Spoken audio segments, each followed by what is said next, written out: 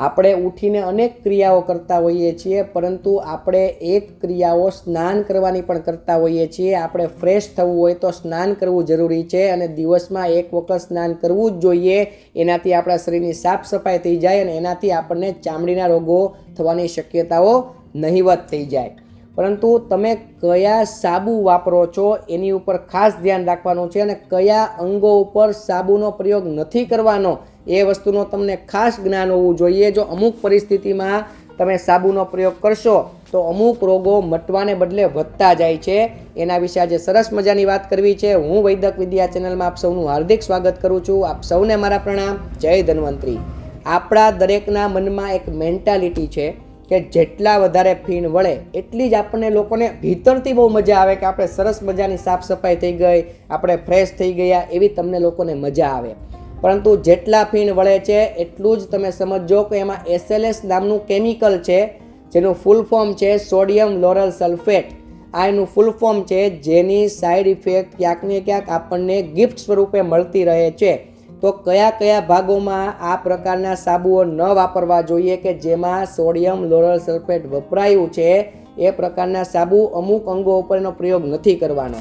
જેમ કે તમને કોઈ પણ અંગ પર દાદર, ખસ, ખરજવું, સોરિયાસિસ થયું છે અને તમે આ પ્રકારના સાબુનો પ્રયોગ કરો છો તો તમે ત્વરિત બંધ કરી દેજો.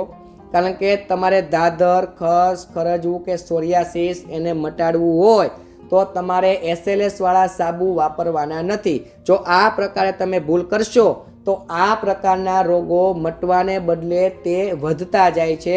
પરિણામે તમારે વારંવાર ડૉક્ટરો બદલવા પડશે, દવાખાનાના સંપર્કમાં આવવું પડશે, દવાઓના સંપર્કમાં આવવું પડશે. પરંતુ તમને થોડુંક કોઠાસું જોવી જોઈએ, થોડુંક તમને પોતાને પણ જ્ઞાન હોવું જોઈએ.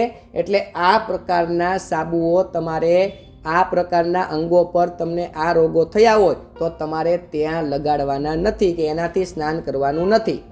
નંબર 2, તમે લોકો જ્યારે મોઢું સાફ કરો છો ત્યારે આંખ ઉપર પણ તમે સાબુ લગાડતા હોવ છો, પરંતુ એ પ્રકારના સાબુનું પાણી જો તમારી આંખની અંદર જશે તો તમને તે નુકસાન કરશે, ઇરિટેશન કરશે, આંખ લાલ થઈ જશે. અને એક ધારી તમે જો આ ભૂલ કરશો તો આંખ તો શરીરનું ઉપયોગી અંગ છે. જીવનના અંત સુધી તમારે આંખને ગરુડ જેવી તેજ રાખવી હોય અને તમારે જીવનના અંત સુધી જો દુઃખી ન થવું હોય તો તમારી આંખને તમારે નિરોગી રાખવી પડશે. પરંતુ આ પ્રકારના સાબુનું પાણી તમારા જો ભૂલથી પણ આંખની અંદર જશે તો તમને લાંબે ગાળે નુકસાન થાય છે. તો તમારે આ પ્રકારની ભૂલ જો કરતા હોય તો તમારે તે બંધ કરી દેવી જોઈએ.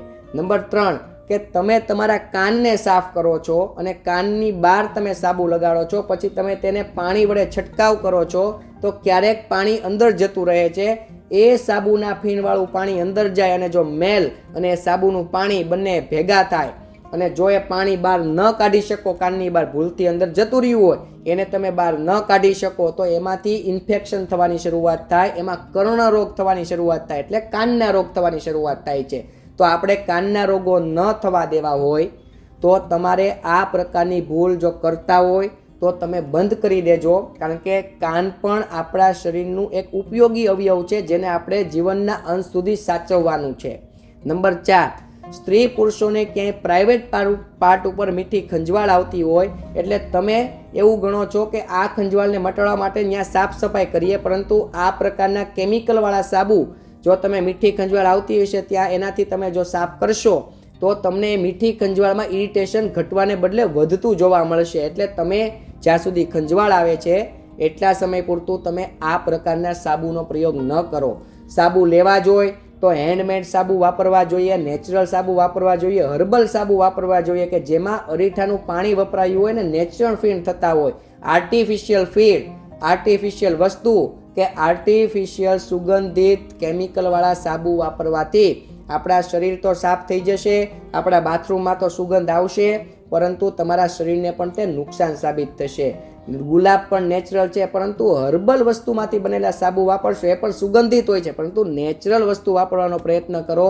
અને તમારે સાબુ જો ન જ વાપરવા હોય, નેચરલ સાબુ પણ ન વાપરવા હોય તો તમે ચણાના લોટથી પણ નાહી શકો છો, હળદરને ચણાના લોટથી પણ નાહી શકો છો, બાજરાના લોટથી પણ તમે લોકો નાહી શકો છો, કાળી માટીથી પણ તમે લોકો સ્નાન કરી શકો છો. પહેલાના જમાનામાં કાળી માટી, રાફડાની માટીથી પણ સ્નાન કરતા. પરંતુ અત્યારનો સમય બદલાઈ ગયો છે, ફાસ્ટ સમય આવે છે, તો તમે આ પ્રકારની વસ્તુથી પણ સ્નાન કરી શકો છો. આપ સૌને મારા પ્રણામ. જય ધન્વંતરી.